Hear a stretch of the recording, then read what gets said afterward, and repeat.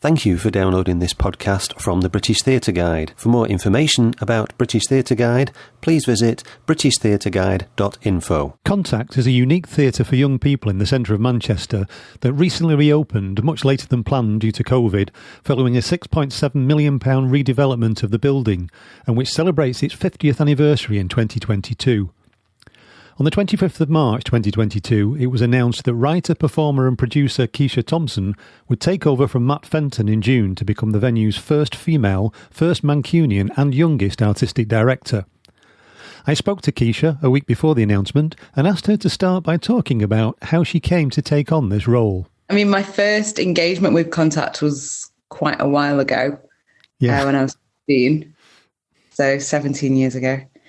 Yeah, and from then I kind of caught the bug, really. I saw that it was such a unique space for supporting young people, advocating for youth leadership, and just a super creative space as well, where you could just meet so many different types of people and be exposed to just huge opportunities. So I just found myself gravitating towards there all the time. So even when I was at college, I'd go and have my lunch there. I'd drag my friends there. When I was studying at uni, instead of going to the library, I was there reading all my books and things. And they just kept on supporting me and giving me opportunities. So my first solo show was supported by Contact. It was called I Wish I Had a Moustache. Yeah. It came off the back of being a part of the Flying Solo Festival cohort for that year, alongside amazing artists like Sophie Willan, who, as we know, is absolutely smashing it right now. And I think that's what I loved as well, just seeing the legacy, like knowing that you were part of a big family of creative people who go on to do brilliant, brilliant things. And that's what I love about Contact, is that when I've gone even around the world, not even just around the country, there'll be people saying, oh yeah, when I went to Manchester, I went to Contact, or I worked at the bar, or it's just a place that you just know, if you're feeling a bit lost, you just go there. Yeah. So I started to work as core staff from 2015 as their young people's producer. So that's when I really got embedded in the organisation and started to understand it on a deeper level. And that was brilliant, to be in charge of the young company and to have that agency and to put on some really exciting and challenging shows.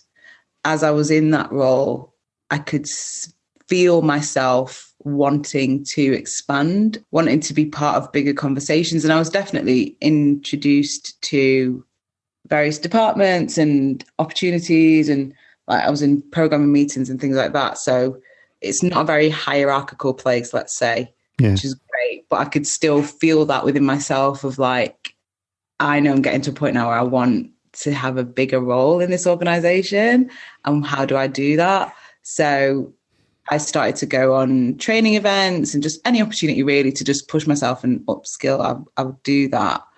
And then it was 2020. So when lockdown happened, in the summer, I saw a job at the Arts Council to be a part of their children and young people's department for a year. It was a maternity cover role.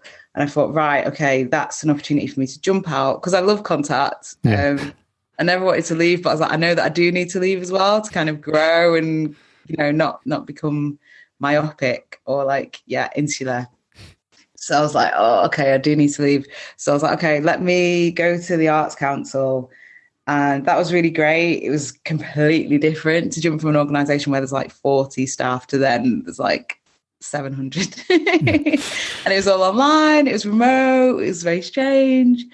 Not being a producer, just commissioning policy work and all that kind of stuff. So it was great, but it was extremely different. But I definitely felt myself growing.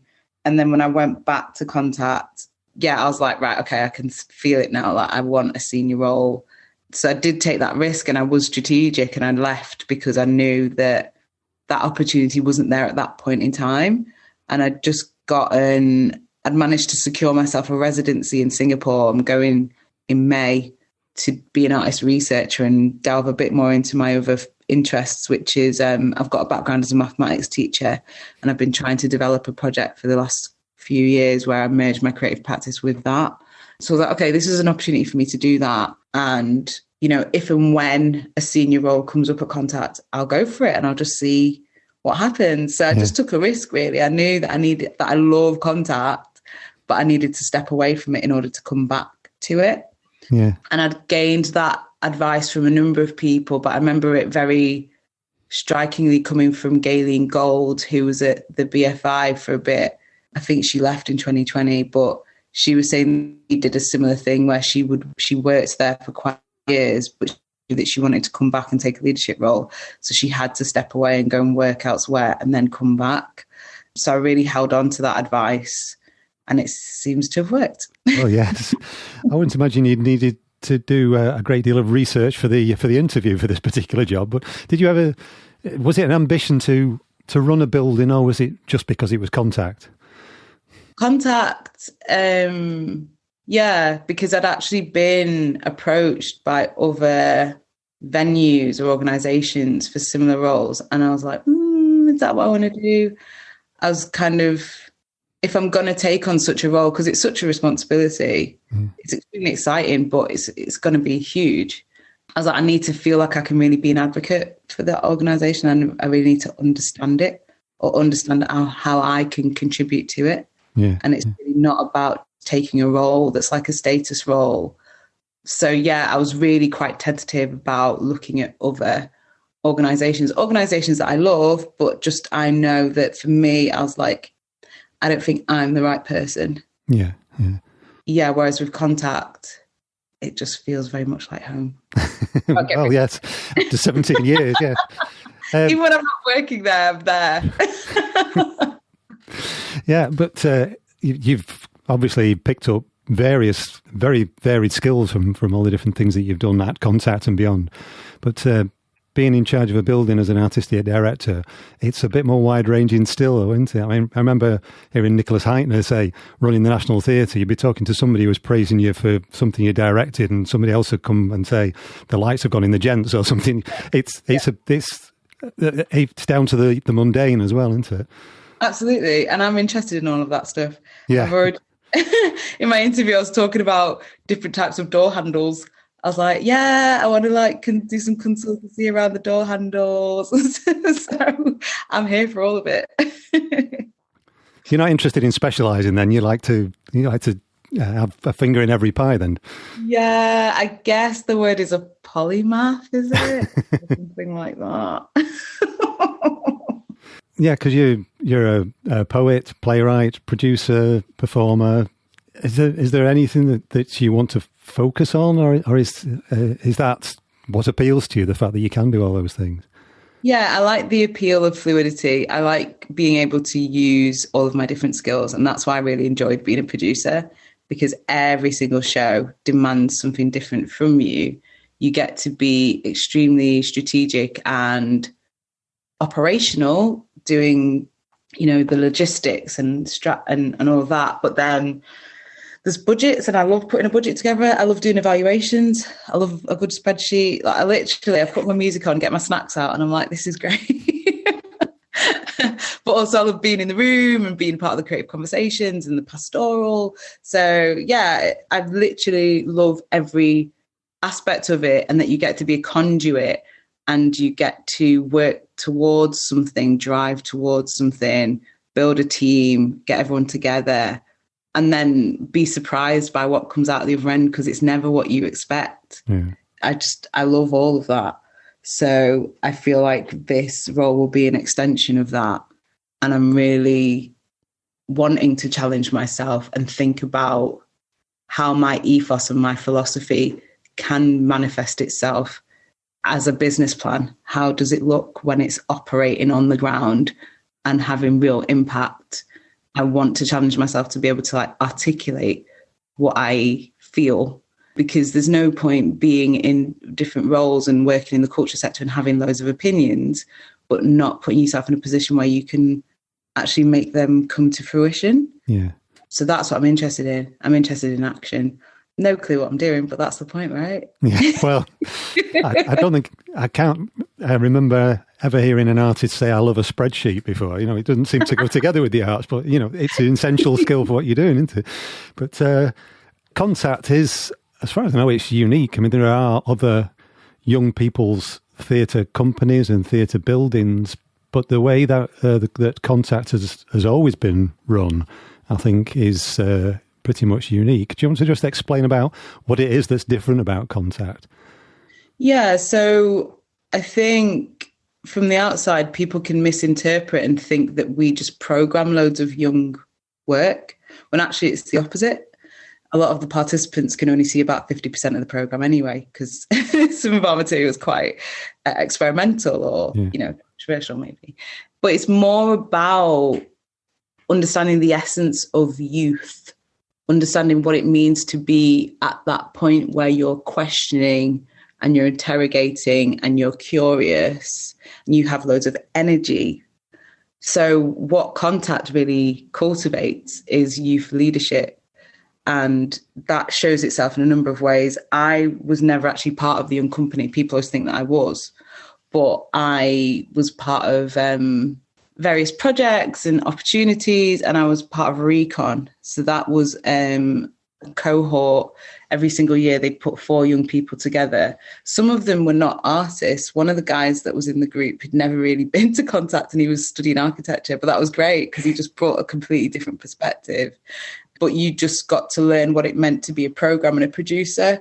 So you had to go and see shows. You got to go to Edinburgh. You had to sit with the AD and with the programming team and talk about what shows you liked, but how that wasn't always the deciding factor, that just because you liked something, does it sit within the program? Does it sit within Contact? Does it make sense for us to program it? What are the other things that you have to grapple with? So it's having those real pragmatic conversations. And then we, alongside that, learned how to be producers, and we had to work towards putting a piece on ourselves and doing research and working collaboratively. So that's what I think Contact does a really good job of letting young people understand their agency and then showing that to other sectors or to, your adults, who can think that they know what it means to young people, but actually when you push them a little bit more, they're being a bit tokenistic or they're not giving them as much power as they should do because they're worried. And then that's tied up in things around stereotyping. And it's what do you think that these young people are going to do?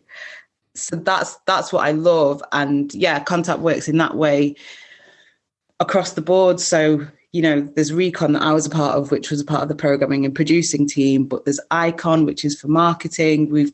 I've set up the work experience offer that's been going for 5 years now, where we bring young people in from high school. And it's really funny because when they're writing out their applications to us, they'll say stuff like, I love performing and I love this. And I'm like, yeah, great. You're going to be sat in finance for 2 days. And then you're going to be doing this, you're going to be doing that. They're going to learn what it means to, what's going on behind when you're on stage dancing, what's all the stuff that has to happen to make that happen? It's letting them know what that is.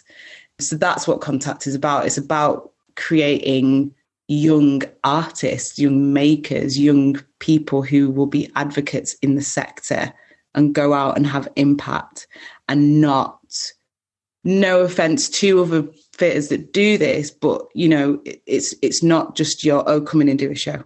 Yeah. Not that. Yeah, and you've obviously benefited greatly from that because you've been given the skills to go out and do it for yourself, haven't you? Mm-hmm. But you are, I noticed in the press release, you're the youngest artistic director that Contact's had in 50 years at 32. But young people have always been involved with the running of it. I mean, even in Matt, who's just the outgoing artistic director, he has people much younger than him helping out, doesn't he, from right across the age range. So how does that work? How do the young people get involved with the running of the theatre itself? Yeah, so there's formal things, like I was saying, like Icon, Recon. When we were doing the whole capital bid, we had a group called Construct. So they were in all the meetings, making decisions. They knew stuff that I didn't even know. You go in and they're chatting about bevels and whatever. I was like, what? They know all this technical stuff.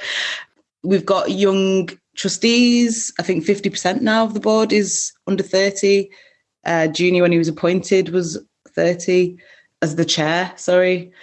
So, it's about having young people in the fabric. And we've got projects like the agency and Future Fires, which is about young people who are under 30 setting up their own projects, going out into the community and doing things that are not even necessarily arts-based. It's just infused with creativity or an arts practice. or philosophy. So there are the ways that we work with young people. A lot of the stuff, the outputs that you'll see coming from Contact, they've not come from us. And even with the young company, I'll be consulting with them. When I was the young people's producer, I'd be consulting with them around, what art forms do you want to be developing? What artists interest you? What topics interest you? They won't always get to decide, but it's about that consultation and them knowing that they have been consulted and they feel invested. And we let them name shows. And yeah, so like I was saying, there's the formal ways that we bring them in with projects, but then also it's very informal. So there's so many times when you're just in the office and you're thinking about something, or you're having a debate and you're like, oh, do you know what? Why are we even, like, you just crack open the door and you're like, Can you just come here? And then you just go, what do you think about this? Look at this brochure. Does that one? Like, no, I don't like it. You're like, oh, yeah, that's what we thought. Cool, thank you. So it's just that, just obviously always just giving gravitas to that voice and knowing that it is valid. Yeah. I noticed you're also the first Mancunian artistic director, which is surprising. I found that strange as well. Do you think there's something unique about Manchester that produces a place like Contact, or something about Manchester that's reflected in Contact? Yeah, I mean, Manchester's just a very unique place, isn't it? I love Manchester. Oh, I think so, yes. So I've never left. Yeah, I remember from a very young age feeling very proud about being a Mancunian. The culture here, the politics, the history, knowing that we've been so revolutionary and part of big things that, some of them are contentious. They've got like colonial history to them, but the cotton industry and the music and the suffragettes and vegetarianism, and just, you could just keep reading it off, isn't it? And we keep doing it as well. Like we split the atom and it's just like, yeah, and the graphene, and you're like, yeah, keep going, yay. Like, there's clearly something in the water. Let's keep going. So yeah, I think that's what I love about being in Manchester is it's the diversity, like just there's so many different types of communities here, and you see them on a whole living quite harmoniously. You see so many beautiful exchanges, and it's just a place of opportunity. I just feel like I feel boundless when I'm in Manchester. Yeah. And I took that for granted when I was younger, and it was when I started to step out and go into other cities, because I was like in choirs and dance groups and things like that. So, they'd put you in a van and take you to somewhere else, and you get out and you're like, oh. It's like, all right, okay. And not to judge those towns or cities, but you could just see that the things that were on your doorstep, not everyone had access to. And I was like, oh, right, okay. Which then makes you take advantage of it more. Well, it did for me. I was literally just one of those kids that just did everything, like sports, debate team, all the art stuff, dancing, knitting, like whatever was going on. I was like, I'll do it because why not? It's in my city. I should take advantage of that. Yeah, and if you're in theatre, then there's nothing that's wasted, is there? Everything comes in handy at some point, doesn't it? Yeah. But yeah, it's amazing how you can go anywhere and mention you're from Manchester, and people have some opinion of it. I remember years ago, a friend was in America and he said, I'm from Manchester. Oh, Hacienda. Have you been to Hacienda? It's something that everybody knows about Manchester, isn't it? United, sports, yeah. But Contact's been closed for quite a while there was the refurbishment, which seemed to go on for a long time. And then, of course, everything was closed for a while for the pandemic. And now you're celebrating the 50th anniversary, aren't you? So is there a big plan to I know you have already, it has already reopened, but are there big plans for the anniversary and to have a big blowout of some kind? Yeah, we want to acknowledge it for sure. All of that's been finalised, as you can imagine, and it's a tricky period because the MPO is going in and there's a handover between myself and Matt. So we can't talk about anything concretely, but we're definitely going to be acknowledging that. It's a big, big deal for us. It's a big moment for us to reflect and to pivot and welcome people into the building, because we didn't get that chance, as you mentioned, because of lockdown. It was so bizarre when lockdown happened, and, other places were being told, pack up your stuff, forget, you're going to have to work from home. We were into because we were just about to go back into the building. So all of our stuff was already packed up, but it was just like, go home indefinitely now, as opposed to 3 weeks whilst we sort the electric out in the new building. So yeah, it has felt very strange to just be in this kind of limbo period of reopening the building a little bit. It's new, we don't know it, we're trying to test it, we're trying to invite people in. So it really feels like we need that clean kind of like, yes, we're back, come celebrate with us. So yes, we are definitely going to be doing that this year. Yeah. But during the closure, I don't suppose you were able to do a huge amount during lockdown like most theatres, but during the closure, content was still out and about and doing things, wasn't it? Yeah, we needed to be. Immediately I turned my show around because I was the Young People's producer when it happened. I was in the middle of working on a show with my own company, and immediately I switched it around, but we didn't cancel one session. We just got equipment out to the young people. We spoke to, I think it's called Young Manchester. Yeah, they were able to help us to get laptops and internet and just devices to as many young people as possible that needed it. Yeah, and we just carried on all the way through the summer. I changed up the program, cancelled workshops that I had in and focused them on digital skills, because I could see that immediately that's what was happening in the sector. Everyone that had something recorded or was a digital artist was like, oh, this is my time, this is my moment. And I was like, okay, I can see now with Zoom and all this stuff that this is how we're going to have to work. So I just brought loads of digital artists in to work with them, show them how they could see this digital space as a creative space and not just think, oh, how do we try to transfer the show that we were going to make on the stage onto camera? I was like, we're not doing that. That's boring, that fails. Like, no, let's be more innovative than that. So we explored some really interesting artists, but because most of our sessions that we were doing were on Zoom, when it came to us making our show, we were just like, let's just do it on Zoom because that's the platform that we know the best.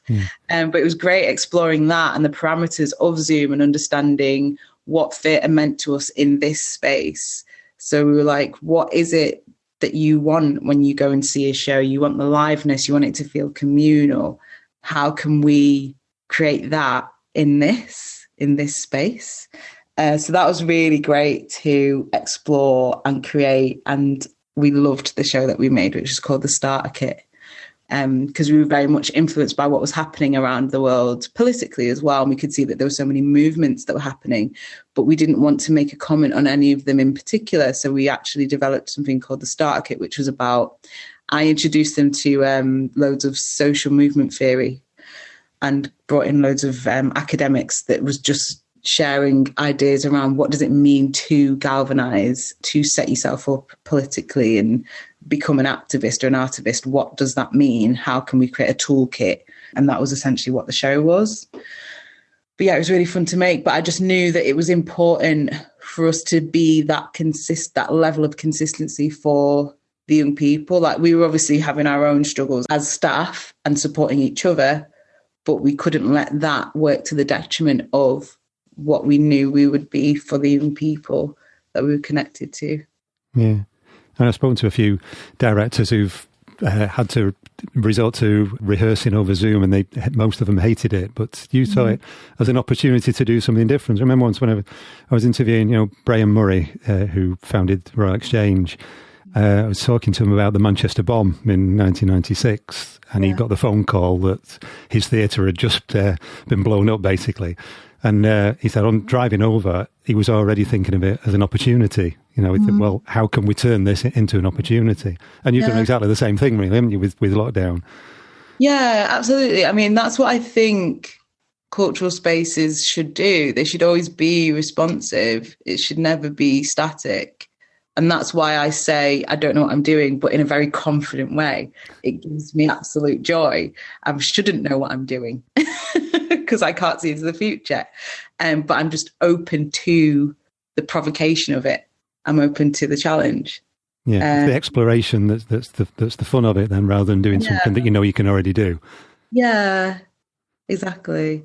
That was a very interesting story about the bombing, though. That he immediately saw that as an opportunity. Yeah.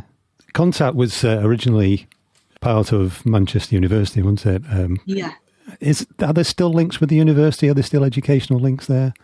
We do. We get a lot of students coming in. We connect with societies. They'll ask to use the spaces for various reasons and put events on. And we connect with a lot of researchers and academics, both from University of Manchester and Manchester Met and University of Salford, actually. So, yeah, there are those links there that are a bit more atomistic, let's say. But there isn't that kind of formal relationship anymore as it was in the way that I understand it. Yeah. When it first set up. We're not like the university's theatre or anything like that, but we're very much on the campus, even though a lot of people don't understand what the building is. Yeah. They think it's like a plant or a factory or something. So that's why I've been shouting about the way that I want to talk about the theatre within this role is it's a castle of curiosity, because it's a castle, it's a massive castle. So I'm really going to be like playing on that and seeing how I can explore the semantic field of that and push on the aesthetic. And also the role, because castles historically, they were communal places for people to come and understand like justice and have big conversations and debate and whatever. So it played a big civic role. And it was very symbolic. People would have massive parties. I'm not planning on putting anyone in a dungeon. I'd love a moat, but we'll see. Yeah, so you're seeing it as city centre theatres. They don't often tend to be part of a community in the same way as out of town theatres. Places like Oldham Coliseum and Bolton Octagon, they're the heart of a community, aren't they? But city centre theatres don't tend to be like that. But you're building your own community. I suppose like a Greek theatre was the centre of ancient Greek theatre was the centre of community and debate. That's the way you see it, is it? Yeah, absolutely. And we do get flurries of people because where it's situated is quite interesting. So it is classed as city centre, but we're literally behind us is Rusholme. Yeah. And then, you stone throw away from Hume and Moss Side and all of that. Ardwick.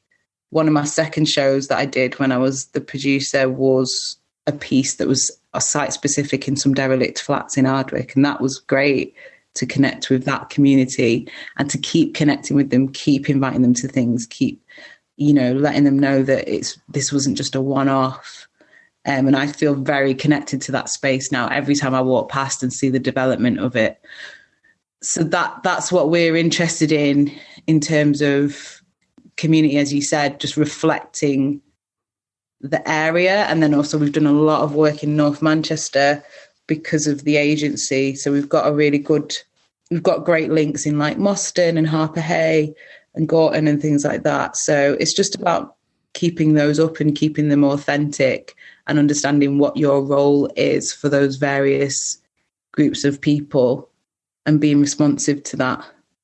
So you always seem to have lots of different things on the go. So, but as a director or producer or writer or performer, what things have you got on at the moment?